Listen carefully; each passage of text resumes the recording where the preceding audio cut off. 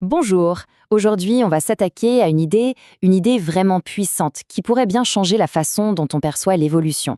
Et pour nous guider, on a un livre incroyable, Le Conte de l'ancêtre de Richard Dawkins. Alors c'est parti pour un véritable voyage dans le temps. Ah, cette fameuse image. On la connaît tous, elle est presque gravée dans notre imaginaire collectif. C'est l'évolution vue comme une sorte de marche triomphale vers l'homme. Mais et si cette vision, aussi populaire soit-elle, était en fait complètement fausse? Eh bien c'est précisément ce mythe que Le Conte de l'ancêtre vient déconstruire. L'idée, c'est que l'évolution, ce n'est pas du tout une échelle qui mène à la perfection. Non, c'est plutôt un immense arbre, un buisson foisonnant de vie, et pour le comprendre, le livre nous invite à changer radicalement de perspective. L'erreur fondamentale, c'est de croire que l'évolution a une sorte de but, une destination. Quand on dit que l'Homo habilis, par exemple, est plus évolué que ses ancêtres, c'est un peu comme si on disait que ses dents étaient déjà en train de se préparer à devenir les nôtres. Mais non, en réalité, ses dents à lui, elles étaient juste parfaitement adaptées à son environnement, à son régime alimentaire. Alors pour vraiment saisir notre place dans tout ça, il faut faire quelque chose de complètement contre-intuitif. Il faut inverser le cours du temps. C'est ça la grande métaphore du livre, ce qu'il appelle un pèlerinage, un voyage à rebours qui part d'aujourd'hui pour remonter jusqu'à l'aube de la vie, à la rencontre de nos ancêtres les plus lointains. Allez, c'est parti. Première étape de ce pèlerinage, on va commencer par bousculer un peu nos idées reçues. On va voir que l'évolution, c'est bien plus surprenant, bien plus créatif qu'une simple ligne droite. Et on commence notre voyage avec un phénomène pour le moins étrange, qu'on appelle l'évolution convergente. Imaginez un peu, c'est comme si la nature, face au même problème, trouvait la même solution encore et encore, créant des sortes d'échos complètement inattendus à travers les millions d'années. Pour faire simple, disons que le défi c'est de voler. Eh bien, l'évolution peut tout à fait inventer des ailes chez un oiseau, mais aussi chez un insecte ou même chez un mammifère comme la chauve-souris. Et tout ça de manière complètement indépendante. C'est ça l'idée. Des problèmes similaires appellent des solutions similaires. Alors là, on a un exemple absolument incroyable. Le thylacine, qu'on appelait aussi le loup de Tasmanie. Ce qui est fou, c'est que c'est un marsupial. Il est donc bien plus proche d'un kangourou que d'un chien. Et pourtant, il ressemblait à un loup, il chassait comme un loup. La ressemblance était tellement frappante que leurs crânes, qui sont quasi identiques, servaient de piège pour les étudiants en zoologie pendant les examens, c'est dire. Et si ça ne suffisait pas, l'exemple des taupes est encore plus parlant. Regardez bien, sur 3 continents différents, des lignées d'animaux qui n'ont, mais alors aucun lien de parenté, ont évolué pour devenir, eh bien, des taupes. Le même corps fait pour creuser, les mêmes pattes en forme de pelle, les mêmes yeux quasi inutiles.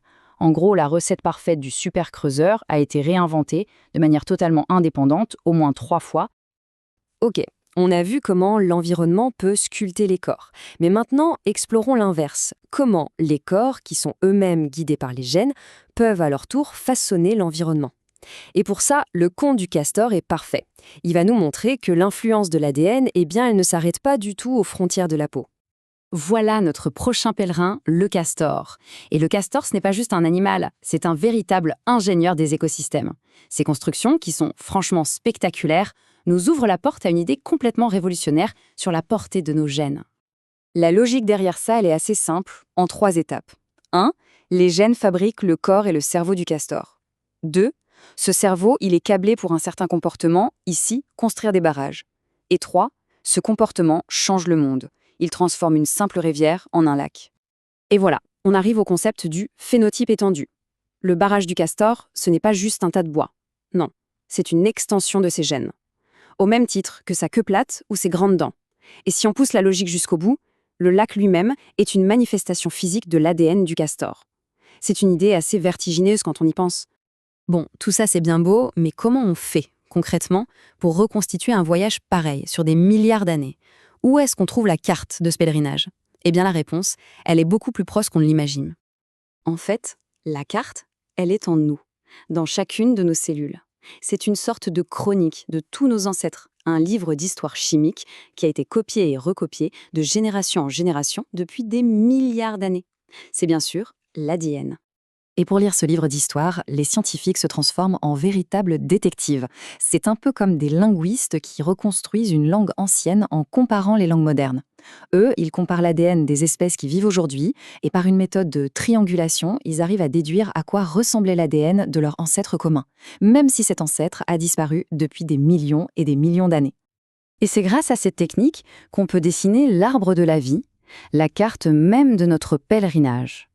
Chaque embranchement qu'on croise en remontant dans le temps, c'est ce que le livre appelle un rendez-vous. C'est le moment où notre lignée croise celle d'un autre groupe et où on rencontre l'ancêtre commun qu'on partage avec eux. Et à mesure qu'on avance dans ce pèlerinage, qu'on se rapproche de l'origine, le vrai sens de ce voyage commence à apparaître. Qu'est-ce que ça change au fond de voir les choses comme ça pour notre propre identité ? Ce qui est important de comprendre, c'est qu'à chaque rendez-vous, on ne tombe pas sur une version moins évoluée de nous-mêmes. Pas du tout. On rencontre simplement l'ancêtre commun qu'on partage avec d'autres groupes de pèlerins. D'abord les chimpanzés, puis les kangourous, puis les poissons, et oui, même les champignons. Au final, on est tous cousins. Et ça nous amène à une conclusion qui donne un peu le vertige. Nous, les individus, les organismes, on n'est que des véhicules temporaires, des coquilles éphémères.